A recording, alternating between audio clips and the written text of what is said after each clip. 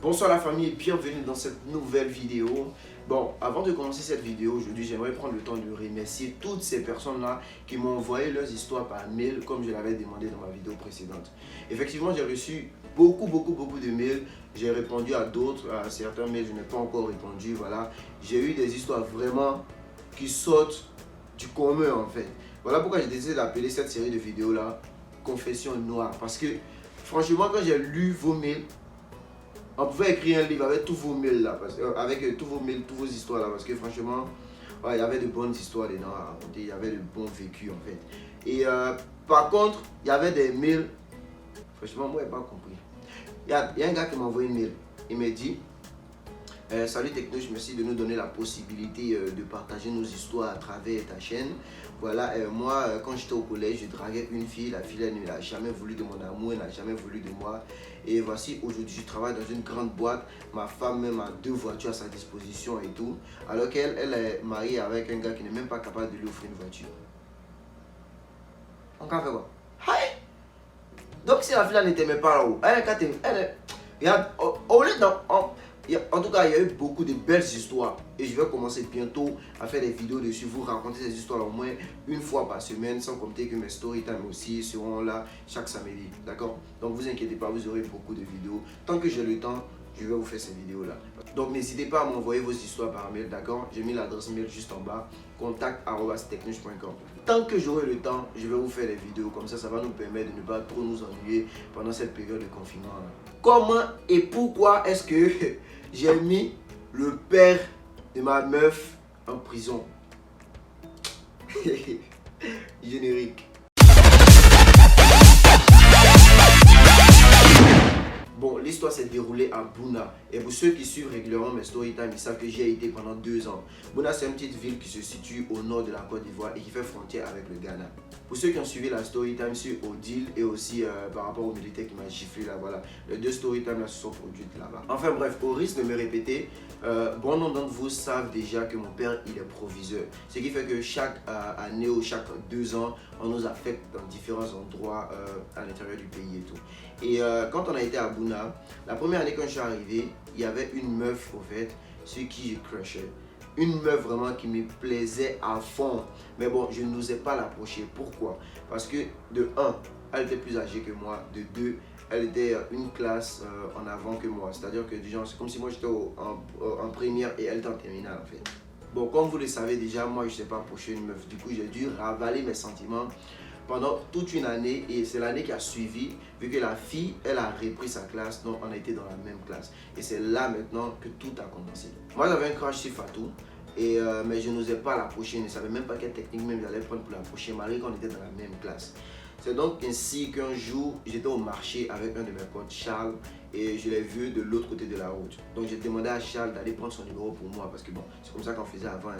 Donc Charles est parti, il dit ah bonsoir la soeur, voilà, il y a mon frère qui veut ton numéro. Elle demande il est où? Et il m'a indexé, j'étais de l'autre côté de la voie. Et je vois que la meuf, elle commence à rire, même elle dit la manière dont elle riait là, pour moi, elle n'allait même pas donner son numéro. Genre, elle était en train de se moquer de moi. Mais finalement, elle a donné son numéro à mon pote. Et mon pote est venu me donner le numéro et je lui ai envoyé un message. On a commencé à discuter. Donc, vu qu'on causait pratiquement chaque jour, il y a comme une connexion qui s'est créée entre nous. Et j'ai attendu le moment opportun avant de la draguer. Et sans surprise, elle a accepté. Bon, après tout, c'est le mignon. N'importe quoi. Donc officiellement c'était ma meuf, mais il y avait comme un problème. C'est qu'on ne pouvait pas se voir aussi fréquemment qu'on le voulait. Pourquoi? Parce que son père, il refuse carrément même que la fille approche les hommes même en fait.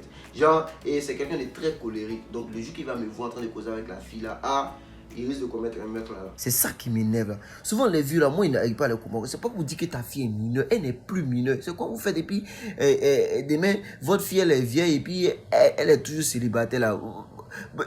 Ouais. Toi aussi là, tu veux femme, non? Mais faut partir, ça fait quoi? C'est mieux, tu vas mourir pour une fille que tu aimes, que tu vas te cogner. Parce que de toutes les façons, on doit mourir un jour. Hein. Donc, en tant que garçon mignon, sérieux, honnête et beau gosse, un jour j'ai eu comme une brillante idée. J'ai demandé à la fille, dis-moi, qu'est-ce que ton père, il aime en fait? Genre, je sais pas, les ignames, manioc, banane, tout ce qu'il aime quoi. Comme ça, moi, je vais acheter en quantité et on va aller ensemble et tu vas me présenter à ton père, tu vois, genre comme ton copain. On va voir quelle sera sa réaction en fait quoi. La meuf me dit, ok, c'est pas une mauvaise idée, mais ce n'est pas encore le moment parce qu'il y a des tensions entre eux ces derniers temps-là, il y a des tensions entre le vieux et la vieille, donc voilà, c'est pas encore le moment. Mais quand ça sera le moment, elle va me présenter à son vieux avec la stratégie que je viens de définir là et on va voir ce que ça va donner. Mais pendant ce temps, moi et la meuf, on continuait de se voir clandestinement. Et vous savez, Bouna, c'est une petite ville. Et j'avais vu en fait une publicité d'un téléphone dans une revue. C'était le Nokia N70, je me rappelle comme si c'était hier. Et ce téléphone-là m'a tellement séduit en fait, genre les caractéristiques du téléphone, que j'avais voulu avoir ce téléphone-là. Et à Bouna, lorsque quelqu'un avait un problème avec son ordinateur, un problème informatique, on disait toujours, ah, va voir le fils du proviseur, c'est lui qui est bon en informatique et tout ça. Et je réglais les problèmes d'ordinateur des gens dans la ville et ils me payaient. Je ne sais pas si c'est mon impression, mais j'ai comme l'impression que qu'à l'intérieur du pays, les gens ont plus la main facile qu'à Abidjan en fait.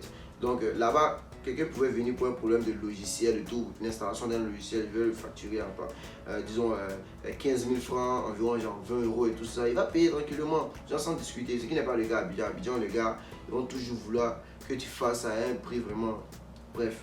Donc tout ça pour vous dire en fait que ça c'était mon, disons, part-time job. Je faisais ça quand je n'avais pas de cours ou alors je n'avais pas de... Genre, pendant mon temps libre en fait. Donc j'avais pas mal d'économies sur ce côté-là, sans compter l'argent de poche aussi du vieux que j'économisais. Parce que de toute façon à Bouna, tu ne peux pas dépenser réellement l'argent comme ça parce que la vie n'est pas chère là-bas. Et puis bon, il n'y a pas tellement d'endroits où aller pour dire tu vas réellement gaspiller ton argent. Donc le prix du téléphone, c'était aux alentours de 150 000 francs, vous voyez. Et il y a une seule boutique en fait à Bouna qui vend des téléphones, un seul magasin. Donc je suis allé là-bas avec le magazine en question où il y a la photo du portable et j'ai demandé au vendeur s'il peut m'obtenir le téléphone. Et le vendeur il m'a fait comprendre que lui, chaque 2 semaines, il s'en va faire des achats au Ghana. Et sûrement qu'il peut avoir le téléphone au Ghana. Donc il fallait que je donne l'argent en avance. Et puis, vu qu'il devait aller au Ghana dans 3-4 jours, il irait là-bas, il va acheter le téléphone et il va m'envoyer. Donc c'est ce qu'on a fait. J'ai pris une partie de mes économies avec une partie de mon argent de poche pour donner au gars. Et le gars est allé 2 semaines plus tard, il m'a envoyé le téléphone. Franchement, quand il m'a remis le téléphone, si je dis que je n'ai pas aimé le téléphone, je mens. J'ai adoré le téléphone. J'ai pris le téléphone quand je suis arrivé à la maison. J'ai décidé de mettre le téléphone en charge, de charger complètement parce qu'on dit un nouveau téléphone, il faut 8 heures de charge, voilà. Donc j'ai décidé de le mettre en charge et pendant ce temps, je vais prendre ma sieste. Et vous savez, vu que la maison du proviseur se trouve dans le lycée et il y a une maisonnette en fait où le gardien reste qui se trouve de l'autre côté du lycée. Et le gardien, il avait 2 enfants, une fille et un garçon. Et la fille même était amie avec ma petite soeur. Donc voilà, souvent elle venait à la maison et tout, et son frère aussi. Souvent son frère venait regarder la télévision à la maison vu qu'ils n'ont pas de télé. Donc bref, c'était un peu comme ça qu'on vivait et il y avait aussi la servante. Voilà. Donc moi je me réveille et je regarde la prise à côté de mon lit. Je ne vois pas le chargeur et je ne vois pas le téléphone aussi. Mon cœur a fait boum. Est-ce que ça fait boum d'abord? Ils t'ont raté, maudit là. Il dit non, c'est pas possible. J'ai cherché partout dans la chambre, je n'ai pas retrouvé le téléphone. Je pars au salon, je m'en vais demander à tout le monde, j'ai questionné tout le monde. Personne n'avait mon téléphone. Le nouveau téléphone qu'il venait d'acheter avec presque toutes mes économies, je ne trouve pas le téléphone. Je n'ai pas parlé. Je me suis levé et je suis retourné au magasin. Et j'ai demandé au gars si je pouvais en commander encore, qu'il m'achète un autre téléphone. Le gars m'a dit ok, il n'y a pas de souci. Donc, je reviens à la maison. Et je vois que une partie de mon argent de poche et puis une partie de mes économies même là, ça ne vaut même pas le prix du téléphone. Donc du coup j'avais une console de jeu que j'ai dû vendre pour compléter. J'ai vendu ma console de jeu, j'ai complété l'argent et tout. Je suis retourné voir le gars du magasin et je lui ai donné l'argent, j'ai passé ma commande. Et 2 semaines après, il m'a envoyé mon téléphone. Et c'est à noter que j'étais le seul qui avait ce téléphone là dans toute la ville de Bouna là. Parce que c'était un téléphone, on peut dire, autant genre révolutionnaire au fait. Donc j'étais le seul qui avait ce téléphone et mon malin avec le téléphone là. Kaya! Tu vas dire téléphone là, ça rentre pas dans la poche. Tout le temps dans ma main. Ils n'ont qu'à savoir que moi, il y a le Nokia N70. Donc déjà, j'avais oublié l'épisode même du vol de téléphone et tout. Vu que voilà, je m'en suis acheté un nouveau. Donc il n'y a pas de souci. Jusqu'à ce qu'un jour, ma mère décide de m'envoyer au marché pour aller voir les couturiers là pour qu'ils fassent une retouche sur sa robe. Donc je prends la robe de la vieille, je pars au marché, j'arrive chez le premier couturier Et je vois, il est assis, je dis, le vieux, je viens de faire une retouche sur la robe de ma maman et tout. Et il dit, mon petit, attends, je suis en train d'envoyer un SMS là. Je regarde le téléphone qu'il utilise pour envoyer un SMS là. C'est le même téléphone que pour moi là. Donc, c'est bien dans ma tête, on m'a dit, ça c'est mon téléphone qu'ils ont volé là. Parce que, franchement, j'étais le seul à avoir le téléphone. Donc, il dit, le vieux, est-ce qu'il peut voir ton téléphone là? Le vieux me dit, non petit, je ne peux pas mettre ça dans ta main. Le téléphone a acheté ça cher. Il dit, ok, mais est-ce que tu peux montrer un peu les fonctionnalités? Est-ce que tu peux rentrer dans la galerie? Il dit, tu veux voir quoi? Il dit, non, pardon, le vieux, il faut rentrer dans la galerie seulement, il veut voir quelque chose. Donc le vieux, il rentre dans la galerie, il dit, tu veux voir quoi? Il faut défiler dans les photos là. La plupart de mes photos ont été supprimées. Mais il y avait une de mes photos où j'étais en maillot d'Angleterre en fait. Et j'ai vu la photo, il dit, le vieux, il faut regarder la photo, c'est qui? Il regarde. Il dit, c'est moi le vieux, quel téléphone ça là, c'est pour moi. Il veut aller. Lui, il a acheté le téléphone là, c'est pas pour moi. Et lui, le vieux, ok, dis-moi, t'as acheté ça avec qui? Moi, il va partir régler le discours. Le vieux, il ne me dit pas, quel téléphone là, c'est pas pour moi, c'est pour lui. Et lui, le vieux, pardon, faut pas faire rentrer dans les discours inutiles. Dis-moi qui t'a vendu le téléphone là, on va régler le problème et c'est tout. Le vieux dit, il me dit rien, que d'ailleurs même là, il fait plus la retouche là sur la robe de ma maman, de partir avec. J'ai rien dit. J'ai pris la robe, je suis parti déposer à la maison et je suis parti au commissariat. Je suis arrivé là-bas parce que tout le monde me connaît dans la ville et tout. Donc quand je suis arrivé là-bas, jamais les policiers ont commencé à dire, ah c'est le fils du proviseur, c'est comment ça va? Oh. Il dit, ouais, on dit, ah, qu'est-ce qui t'amène? Il dit, non en fait, j'avais perdu mon téléphone et là je viens de voir mon téléphone dans la main d'un vieux couturier au marché là-bas. Ah! Les gars me disent, attends, mais comment t'as su que c'est ton téléphone? Je dis, non, le vieux dit, c'est moi sur le téléphone ici. Bon, ça c'est pas une preuve, mais on a trouvé une de mes photos dans le téléphone. Comment c'est fait-il que moi, ma photo se trouve dans un téléphone que lui il a acheté et tout ça? Les gars ils m'ont dit, ouais, c'est pas faux. Donc de partir à la maison, ils vont m'appeler dans 1 heure. Donc je pars à la maison et 1 heure plus tard, les gars m'appellent, me disent de me rendre au commissariat. J'arrive là-bas, je vois le vieux dans une cellule et j'étais arrêté au comptoir. Et les gars me disent, ah mon petit, on est parti, on a arrêté le vieux, on l'a mis dans la cellule là-bas. Et ces employés là disent que le vieux avait un téléphone et tout ça, mais nous on n'a pas retrouvé de téléphone avec le vieux. Donc on l'a mis dans la cellule là-bas. Quand il voudra parler là, c'est à ce moment là qu'on le laisse sortir. Mais pour le moment, il va rester dans la cellule là-bas. Tant qu'il ne parle pas, il ne sort pas. Donc moi je t'ai arrêté, je dis, mais le vieux, dis-nous avec qui t'as acheté le téléphone, on va régler le problème là, tu vas partir à la maison tranquille. Le vieux ne me répond pas. Donc le policier m'a dit, est-ce qu'on peut sortir un peu, on va causer. Il dit, ok, on est sorti, on est arrêté de l'autre côté de la voie parce que le commissariat est comme à gauche et nous on est parti s'arrêter à droite. Et on était arrêté en train de discuter, il m'a dit, non, faut pas t'inquiéter. Je sais que le vieux a pris le téléphone, vu que ses employés disent qu'ils ont vu le téléphone dans la main du vieux. Mais on va garder le vieux, tant que le vieux ne dit pas où est-ce qu'il a mis le téléphone ou bien ne dit pas qui lui a vendu le téléphone là. On va pas le libérer, donc ne t'inquiète pas. Et pendant qu'on est en train de parler, qui je vois? Mon crush, mon bébé Fatou. Elle est en train de passer. Et je l'ai arrêté, je dis, ah Fatou, c'est comment? Elle me dit, ah, on dit quoi, ça va bébé? Oui, ça va, tranquille et tout. Voilà.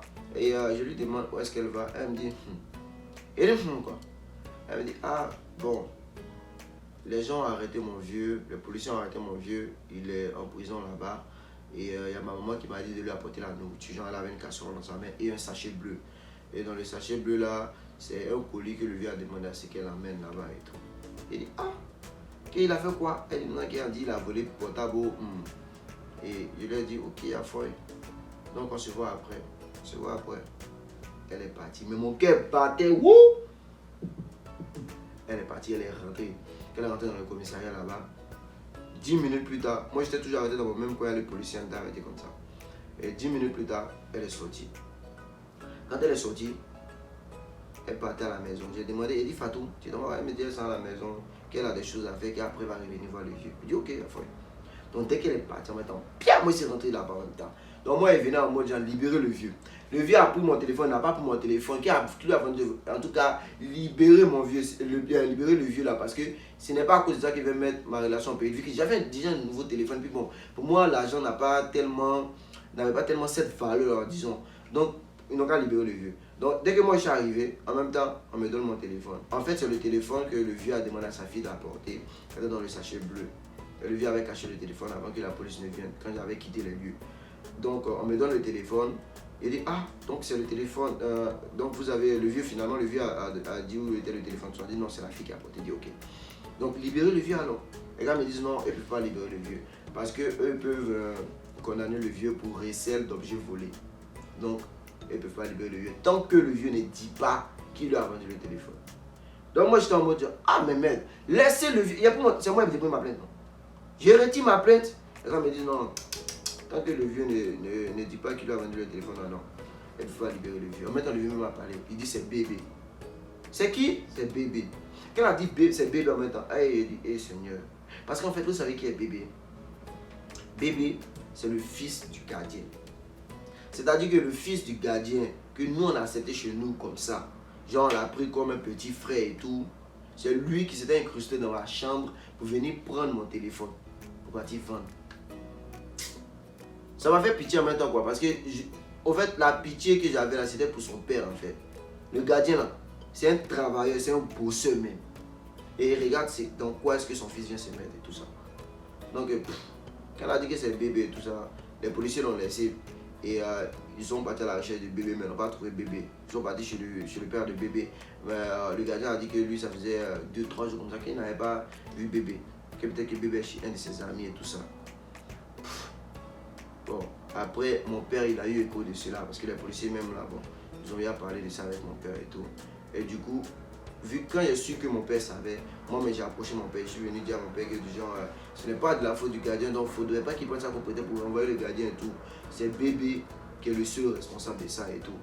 Donc mon père a appelé le gardien et quand le gardien est venu, il a fait comprendre au gardien que voilà, il ne veut pas mettre la faute sur lui, mais lui ne veut plus voir bébé chez nous à la maison. C'est-à-dire que sa fille peut continuer à venir chez nous, il n'y a pas de souci, qu'elle a ami avec ma petite soeur. Mais son fils là, il ne veut même plus voir son fils là, même aux alentours même de la maison et tout. Sinon, il va appeler la police pour venir arrêter son fils. Le gardien, tu vois, son visage, il sentait la honte qu'il avait en fait. Vous voyez comment est-ce qu'on peut mettre nos parents dans des situations délicates. Non, à la place du vieux là même. Moi, je voulais pleurer à la place du vieux parce que le vieux, c'est un bosseur, un vrai bosseur même. Il sait de quoi je parle. Vous voyez un peu. Donc, c'était un peu ça l'histoire avec la moralité comme quoi.